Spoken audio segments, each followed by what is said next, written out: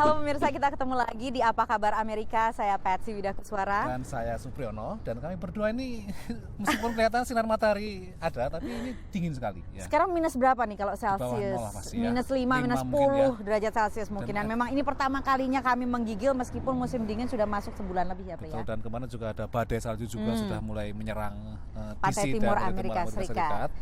Tapi kalau di tanah air sekarang yang sedang hangat, yang sedang panas justru beritanya mengenai kelompok yang dituduh sesat ya, dituduh aliran sempalan, yaitu gerakan Fajar Nusantara yang kemudian akhirnya dibubarkan oleh massa, markasnya bahkan dibakar dan pengikutnya juga diburu ya oleh massa.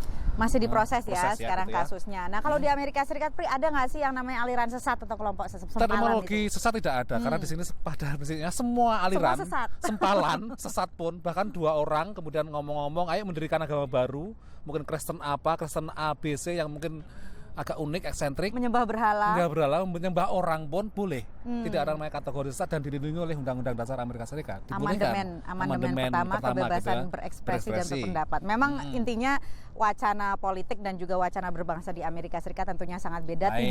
Tidak banyak koridor-koridor yang membatasi mau menyembah apa, mau bergabung sama siapa, mau mensyukuri apa dan segala macam. Bebas untuk tidak berkeyakinan dan berkeyakinan. Ya, cuman masalahnya memang menarik juga kalau kita amati kecenderungan akhir ini, kalau kelompok sesat dalam tanda kutip tidak ada, tapi namanya kelompok milisia yang mungkin di Indonesia mungkin seringkali juga ditakutin orang, bahkan dituduh, wah itu peninggalan Orde Baru dan sebagainya. Di Amerika justru banyak. Iya, ratusan ya bahkan hampir ribuan ya. Terutama pada era pemerintahan Presiden Barack Obama ada kecenderungan kuat bahwa kelompok-kelompok milisia yang anti pemerintah, yang kemudian juga senang dengan senjata api, itu meningkat pesat. Jadi ini mungkin kita beri gambaran dulu, sebetulnya kelompok milisia di Amerika Serikat ini seperti apa. Kalau misalnya tidak ada aliran sesat, tidak ada kelompok sempalan, namun ada orang-orang yang membentuk kelompok tersendiri berdasarkan mungkin ideologi sendiri. Ideologinya mungkin anti pemerintah ya intinya.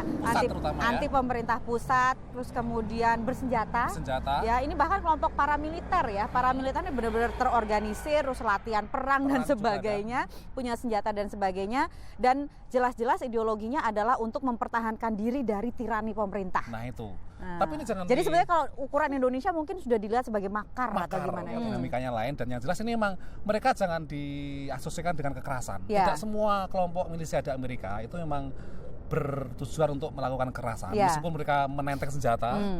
Dan melakukan latihan militer gitu ya. Dan melakukan ucapan-ucapan provokatif dan anti pemerintah. Mereka kebanyakan mayoritas damai. Tapi baru-baru ini pun hanya dalam waktu mingguan sampai sekarang masih terus berlangsung. Ini adalah adanya kelompok yang dipimpin oleh Ammon Bundy itu di Oregon yang menyerbu tanah federal, menduduki tanah federal dan mengatakan bahwa tidak bisa lagi ini dilindungi oleh pemerintah federal, ini adalah tanah milik kita.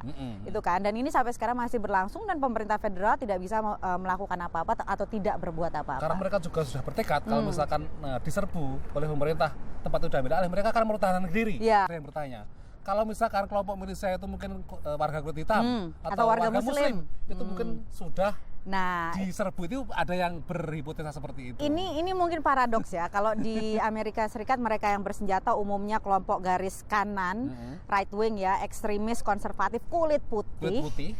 Jadi ada dugaan bahwa perlakuannya berbeda dengan misalnya kalau kelompok tersebut adalah berkulit hitam atau minoritas lainnya termasuk muslim mengangkat senjata menduduki wilayah pemerintah, apakah perlakuannya tetap sekul dan setenang ini mungkin berbeda. Ya ada kritikan-kritikan seperti itulah ya. Jadi ini mungkin yang menarik juga. Tapi yang jelas fenomena milisia ini kan memang biasanya menarik analisa saya karena biasanya akan meningkat ketika presiden yang berkuasa di Gedung Putih adalah dari Partai Demokrat. Iya. Dan terutama pada saat Presiden Barack Obama berkuasa untuk yang kedua kalinya tahun 2012 itu jumlahnya melonjak sampai lebih dari 1.000 organisasi seperti ini di seluruh Amerika Serikat, dilandasi kekhawatiran bahwa pemerintahan Obama ini akan merampas hak mereka memanggul senjata, terus kemudian melakukan tirani terhadap kulit putih dan sebagainya.